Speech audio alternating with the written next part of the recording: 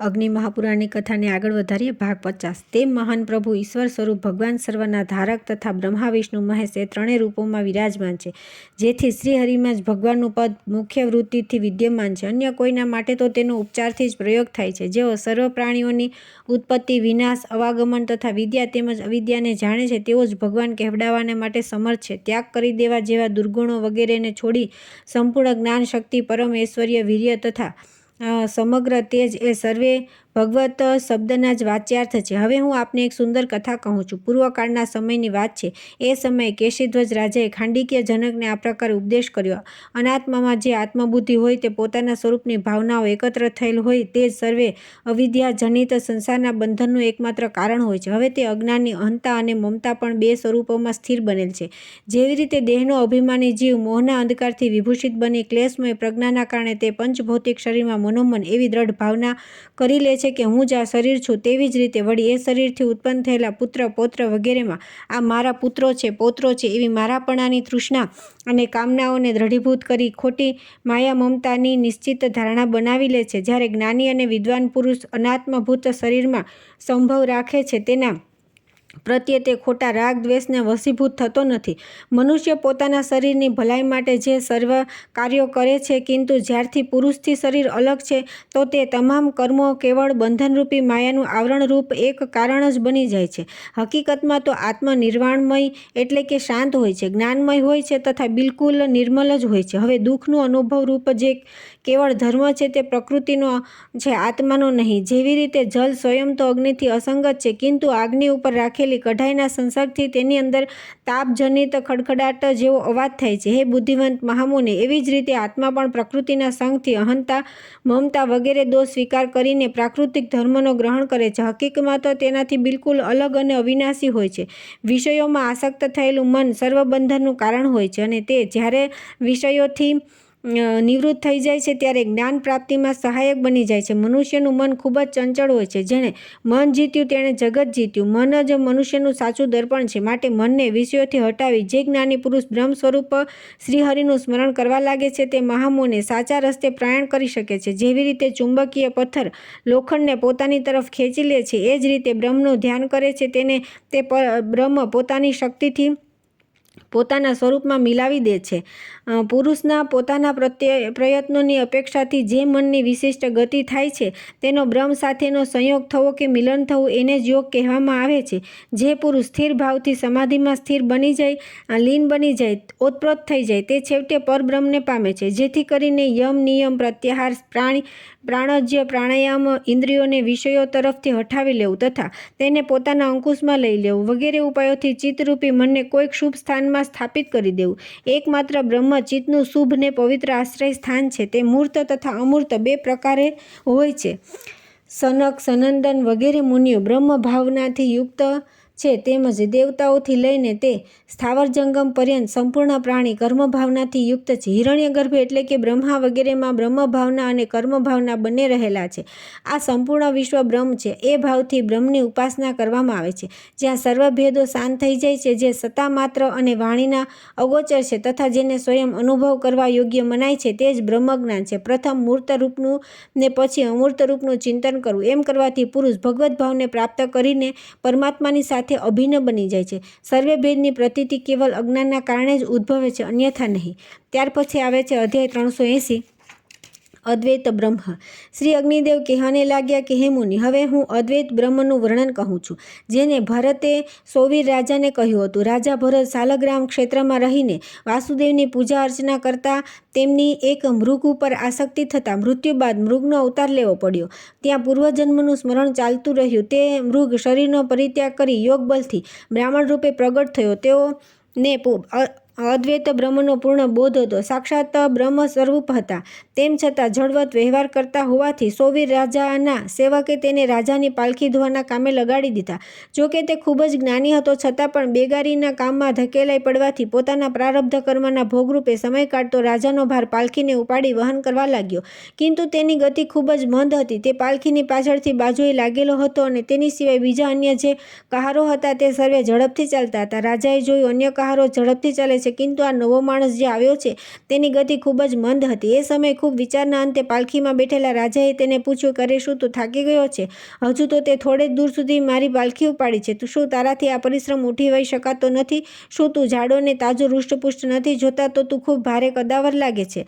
તત્ક્ષણ તે બ્રાહ્મણે ઉચ્ચાર્યું કે હે મહારાજ, નથી હું તો મોટો કે નથી નાનો કે મેં તમારી પાલખી ઉપાડી, નથી તો મને થાક લાગ્યો કે નથી તો મારે કોઈ પરિશ્રમ કરવો પડ્યો, એ અને નથી તો મારી ઉપર તમારો કોઈ ભાર છે. પૃથ્વી ઉપર 2 પગ છે, પગો ઉપર જંઘાઓ છે, જંઘાઓની ઉપર ઉરુ અને ઉરુઓની ઉપર પેટ છે, ઉપરની ઉદરની ઉપર વક્ષસ્થળ, હાથો અને ખભાઓ છે અને ખભાઓની ઉપર તે પાલખી રાખેલી છે.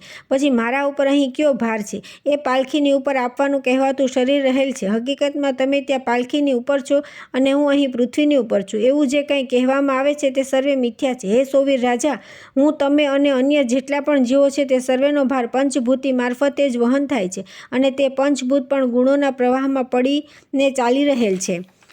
હે મહારાજ, અહો પૃથ્વીનાથ, સત્વ વગેરે સર્વે ગુણો કર્મને આધીન હોય છે તથા કર્મ અવિદ્યાના દ્વારા સંચિત હોય છે. જે સંપૂર્ણ જીવોમાં વર્તમાન આત્મા તો શુદ્ધ, અક્ષર, અવિનાશી, શાંત, નિર્ગુણ અને પ્રકૃતિથી ઉપર છે. સંપૂર્ણ પ્રાણીઓમાં એક જ આત્મા છે. તેની કદી વૃદ્ધિ થતી નથી કે ઘટાડો થતો નથી, નથી કદી હાસ કે વિનાશ થતો. હે મહારાજા, જ્યારે તેનો નાશ થતો નથી કે વૃદ્ધિ થતી નથી ત્યારે તેઓએ કોઈ યુક્તિથી વ્યંગપૂર્ણ પ્રશ્ન કર્યો છે કે તું મોટો નથી ને તાજો નથી. જો પૃથ્વી, પગ, જંઘા, ઉરુ, કટી, ઉદર વગેરે આધારો એવં ખભા ઉપર રાખેલી આ પાલખી મારા માટે ભારરૂપ બની શકતી હોય તો આ વિપત્તિ તમારા માટે પણ સરખી છે, અર્થાત તમારા માટે પણ એ ભારરૂપ જ કહેવાય. તથા એ રીતે અન્ય સર્વ જંતુઓએ પણ કેવળ પાલખી નથી ઉપાડેલી, કિંતુ પર્વત, વૃક્ષ, ઘર અને પૃથ્વી વગેરેનો ભાર પણ પોતાની ઉપર ઉઠાવી રાખેલ છે. હે રાજવી, જરા વિચાર તો કરો, જ્યારે પ્રકૃતિજન્ય સાધનોથી પુરુષ સર્વથા ભિન્ન છે તો કયો મહાન ભાર મારે વળી સહન કરવો પડે? જે દ્રવ્યથી આ પાલખી બનેલી છે તેનાથી મારા, તમારા તથા સંપૂર્ણ પ્રાણીઓના શરીરોના નિર્માણ થયેલા છે. એ સર્વેની સમાન દ્રવ્યોથી પુષ્ટિ થયેલ છે. એ પ્રસંગે તો બેગારીના રૂપમાં રહેલા બ્રાહ્મણની એવી બોધદાયક વાણી સાંભળીને રાજા તો તુરત જ પાલખીમાંથી હેઠે ઉતરી પડ્યા અને બ્રાહ્મણના ચરણો પકડીને ક્ષમા માગતા બોલવા લાગ્યા કે હે ભગવાન, હવે પાલખી છોડીને મારી ઉપર તમે કૃપા કરો. હું આપના મુખેથી કંઈક શુભાશીષ સાંભળવાને ઉત્સુક છું. મને ઉપદેશ આપો. સાથે એ પણ કહો કે આખરે આપ કોણ છો અને કયા નિમિત્તથી અથવા કયા કારણથી અહીં આપનું આગમન થયું છે?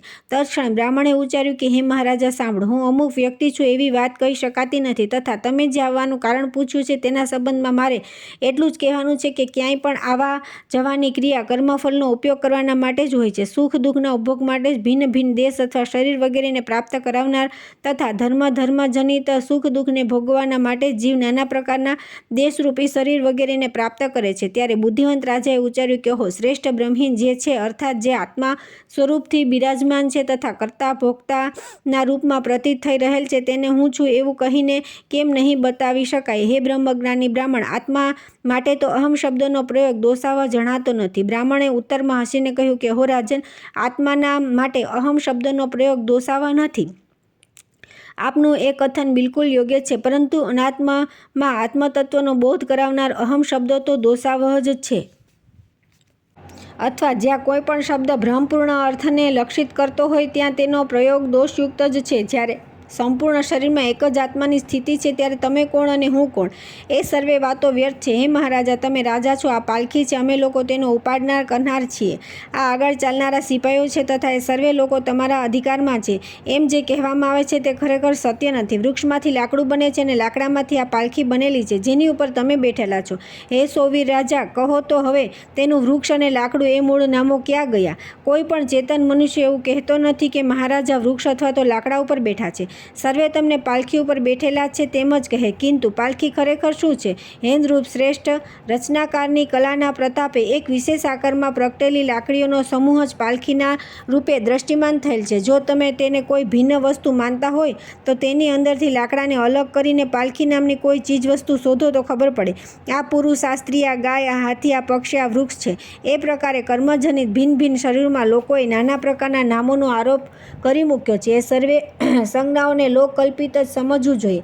જીહવા અહમનું ઉચ્ચારણ કરે છે. દાંત, હોઠ, તાલુ અને કંઠ વગેરે પણ તેનું ઉચ્ચારણ કરે છે, કિંતુ તે અહમ પદના વાચ્યાર્થ નથી, કેમ કે તે સર્વે શબ્દોચ્ચારના સાધન માત્ર છે. કયા કારણો અથવા યુક્તાઓથી જીહવા કહે છે? વાણી જ અહમ છે. જે જીહવા તેમ કહેતી હોય તો હું જો વાણી નથી તો તે કદી મિથ્યા નથી. હે રાજન, મસ્તક અથવા ગુદા આદિના રૂપમાં જે શરીર છે તે પુરુષ આત્માથી સર્વથા ભિન્ન છે. એવી દશામાં હું ક્યાં અવયવના માટે અહમ સંજ્ઞાનો પ્રયોગ કરું?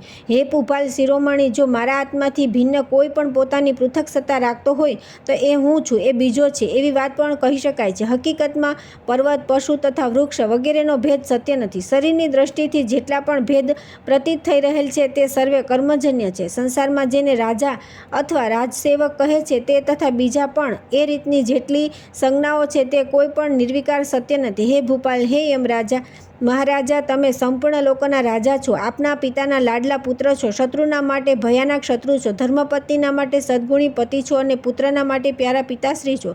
આટલા નામો હોવા છતાંય હું આપને શું કહીને બોલાવું? હે પૃથ્વીનાથ, શું આ મસ્તક તે તમે છો? કિંતુ જે રીતે મસ્તક તમારું છે તે જ રીતે ઉદર પણ તમારું છે. તો આ ઉદર તે તમે છો, તો પછી આ પગો વગેરે અંગોમાંથી તમે કોઈ છો? પ્રાપ્તિ જ શ્રેષ્ઠ છે. યજ્ઞ વગેરેની ક્રિયા તથા દ્રવ્યની સિદ્ધિને તે શ્રેષ્ઠ માનતો નથી. પરમાત્મા નહીં તો સર્વે તમારા શું છે? હે મહારાજા, સમસ્ત અવયવોથી તમે પૃથક છો, માટે તેનાથી અલગ થઈ સારી રીતે વિચાર કરો કે વાસ્તવમાં હું કોણ છું. એ સાંભળી રાજા તે ભગવત સ્વરૂપ અવધૂત બ્રાહ્મણને કહ્યું કે હે બુદ્ધિવંત શ્રેષ્ઠ બ્રહ્મીન, હું આત્મકલ્યાણના માર્ગે ઉદ્યત થઈ મહર્ષિ કપિલની પાસે કંઈક પૂછવાને માટે જઈ રહ્યો હતો, પણ મારે માટે આ પૃથ્વીની ઉપર મહર્ષિ કપિલના જ અંશ સમાન છો. માટે હવે આપ જ મને જ્ઞાન આપો, જેનાથી જ્ઞાનરૂપી મહાસાગરની પ્રાપ્તિ થઈ પરમ કલ્યાણની સિદ્ધિ થાય એવો ઉપાય મને કહો. બ્રાહ્મણે ઉત્તર આપ્યો કે હે રાજેશ્રી, તમે ફરીથી કલ્યાણનો જ ઉપાય પૂછવાને લાગ્યા. પરમાર્થ શું છે એ નથી પૂછતા. પરમાર્થ જ સર્વ પ્રકારના કલ્યાણોનું સ્વરૂપ છે.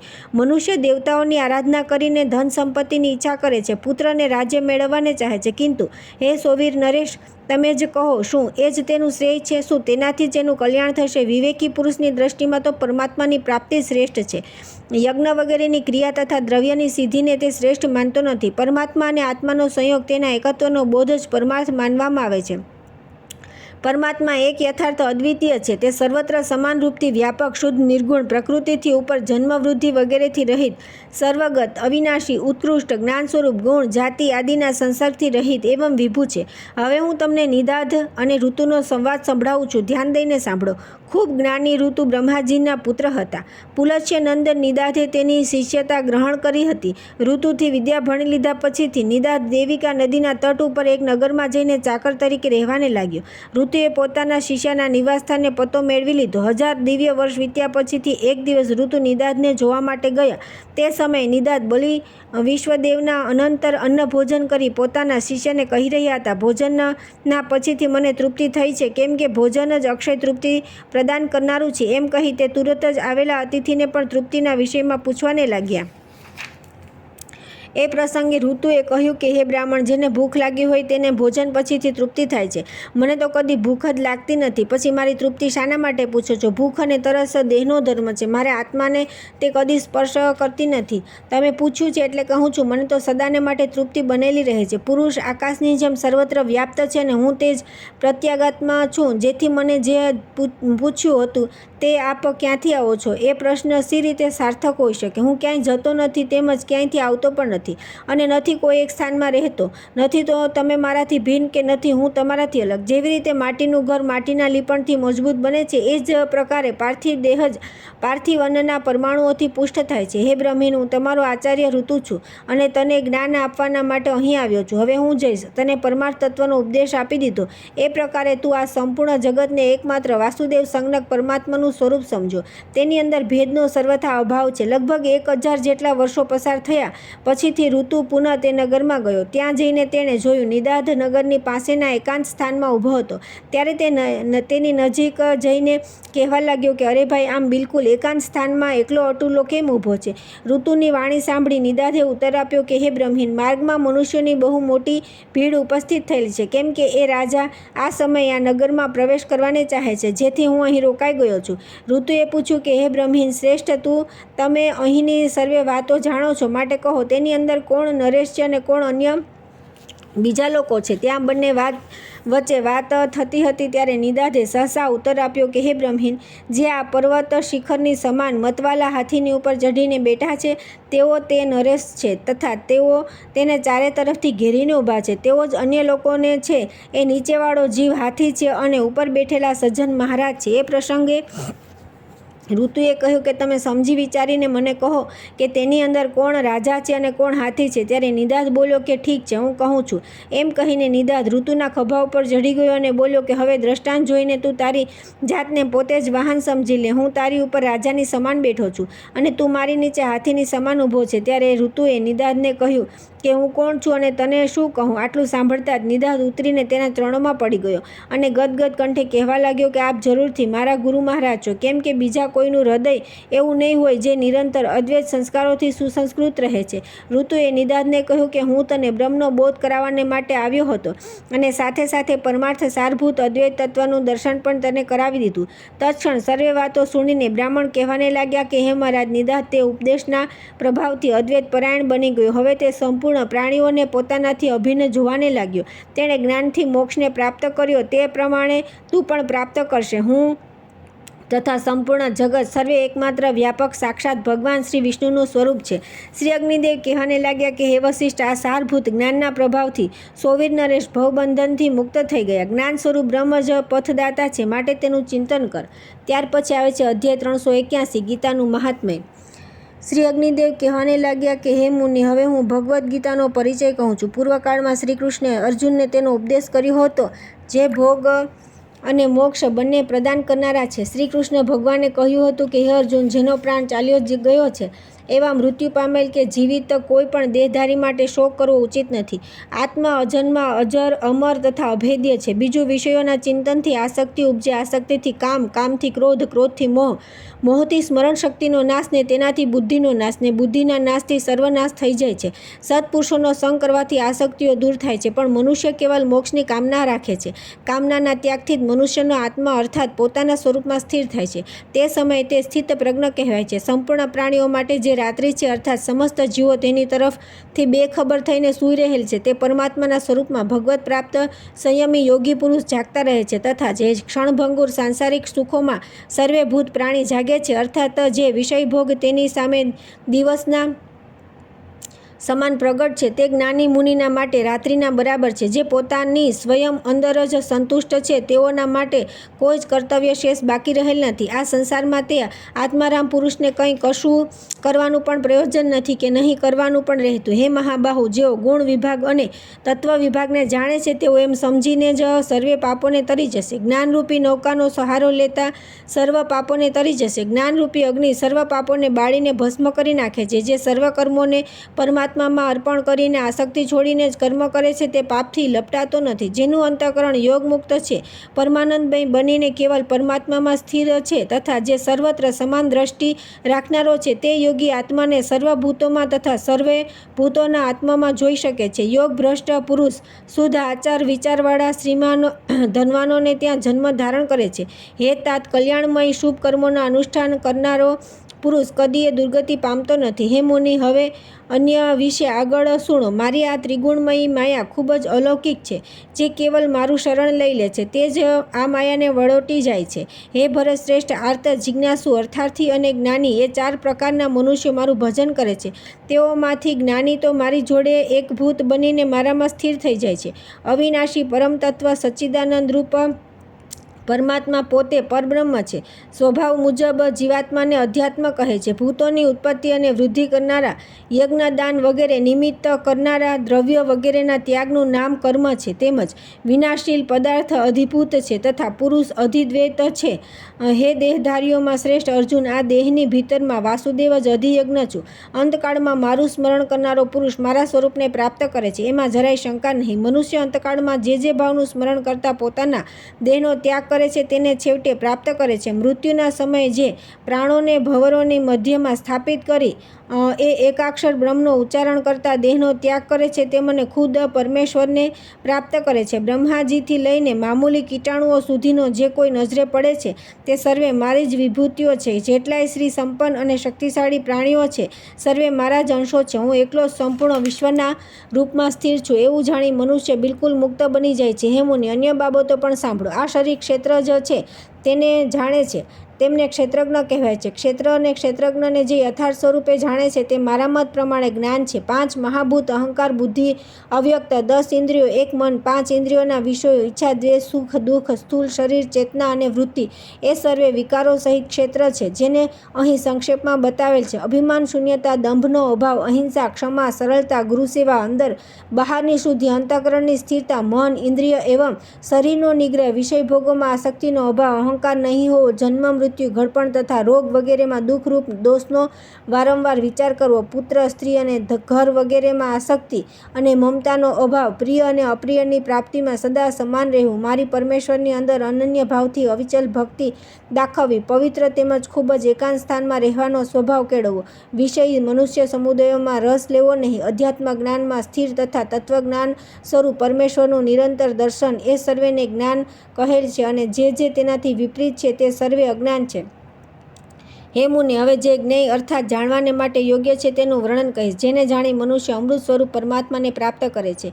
જ્ઞેય તત્વ અનાદિ છે અને પરબ્રહ્મ નામથી પ્રસિદ્ધ છે. તેને ન તો સત કહી શકાય કે ન અસત કહી શકાય. તે બંનેથી વિલક્ષણ છે. તેની સર્વે બાજુ હાથ પગ છે, સર્વે બાજુ નેત્ર છે, શિર છે અને મુખ છે તથા સર્વ બાજુ કાન છે. તે સંસારને સર્વ બાજુ વ્યાપ્ત કરીને સ્થિર છે. સર્વ ઇન્દ્રિયોથી રહિત થઈને પણ સમસ્ત ઇન્દ્રિયોના વિષયોને જાણનારો છે. સર્વનું ધારણ પોષણ કરનારો બનીને પણ આસક્તિ રહિત છે તથા ગુણોનો ભોગતા બનીને પણ નિર્ગુણ છે. તે પરમેશ્વર સર્વ પ્રાણીઓની બહાર અને અંદર વિદ્યમાન છે. ચર અને અચર એ સર્વે તેના જ સ્વરૂપો છે. સૂક્ષ્મ હોવાના કારણે તે અવિજ્ઞેય છે. તે જ નજીક છે અને તે જ દૂર છે. જોકે તે વિભાગ રહિત તથાપિ સંપૂર્ણ ભૂતોમાં વિભક્ત સરખો પ્રતીત થતો નથી. તેને વિષ્ણુરૂપથી સર્વે પ્રાણીઓના પોષક, રુદ્રરૂપથી સર્વના સંહારક અને બ્રહ્મના રૂપથી સર્વેને ઉત્પન્ન કરનારા જાણવા જોઈએ. તે સૂર્ય વગેરે જ્યોતિઓની પણ જ્યોતિ છે. તેની સ્થિતિ અજ્ઞાનમય અંધકારથી ઉપર જણાવેલી છે. તે પરમાત્મા જ્ઞાન સ્વરૂપ જાણવાને યોગ્ય તત્વજ્ઞાનથી પ્રાપ્ત થનારા અને સર્વના હૃદયમાં સ્થિર છે. કેટલાક મનુષ્યો સૂક્ષ્મ બુદ્ધિથી તે મહાન પરમાત્માને પોતાના અંતઃકરણમાં નિરખે છે. બીજા થોડા મનુષ્યો સાંખ્ય યોગના દ્વારા તથા અન્ય મનુષ્યો કર્મયોગ દ્વારા પણ નિહાળે છે. તે સિવાય જે બીજા મંદ બુદ્ધિવાળા સામાન્ય સાધારણ મનુષ્યો હોય છે જેઓ સ્વયં એ બધા પ્રકારો ન જાણતા હોવા છતાં પણ બીજા જ્ઞાની પુરુષો પાસેથી સાંભળી તેઓ અવશ્ય ઉપાસના કરે છે. એવી રીતે સાંભળીને ઉપાસનામાં મંડી રહેનારા પુરુષો પણ મૃત્યુરૂપી સંસાર સાગરથી નિશ્ચય પાર થઈ જાય છે. સત્વગુણથી જ્ઞાન, રજોગુણથી લોભ તથા તમોગુણથી આળસ, મોહ અને અજ્ઞાન ઉત્પન્ન થાય છે. ગુણ જ ગુણોમાં વર્તે છે એવું સમજીને જે સ્થિર રહે છે અને પોતાની સ્થિતિથી વિચલિત થતો નથી, જે માન અપમાનમાં તથા મિત્ર અને શત્રુ પક્ષમાં પણ સમાન ભાવ રાખે છે, જેણે કર્તૃત્વના અભિયાનનો ત્યાગ કર્યો છે તે નિર્ગુણ કહેવાય છે. જેની જળ ઉપરની તરફ અને શાખા નીચેની તરફ છે તે સંસારરૂપી અસ્વસ્થ વૃક્ષને અનાદિ પ્રવાહરૂપથી અવિનાશી કહે છે. વેદ તથા પાંદડાઓ છે જે તે વૃક્ષને મૂળ સહિત યથાર્થ રૂપથી જાણે છે તે જ વેદના તાત્પર્યને જાણનારો છે. આ સંસારમાં પ્રાણીઓની સૃષ્ટિ બે પ્રકારની છે. એક દેવી જે દેવતાઓ સરખા સ્વભાવવાળી હોય અને બીજી આસુરી જે અસુરો સરખા સ્વભાવની હોય છે. જેની મનુષ્ય અહિંસા વગેરે સદ્ગુણો અને ક્ષમા દેવી સંપત્તિ છે. આસુરી સંપત્તિથી જેમની ઉત્પત્તિ થઈ છે તેની અંદર નથી તો આચાર હોતો કે નથી તો સદાચાર હોતો.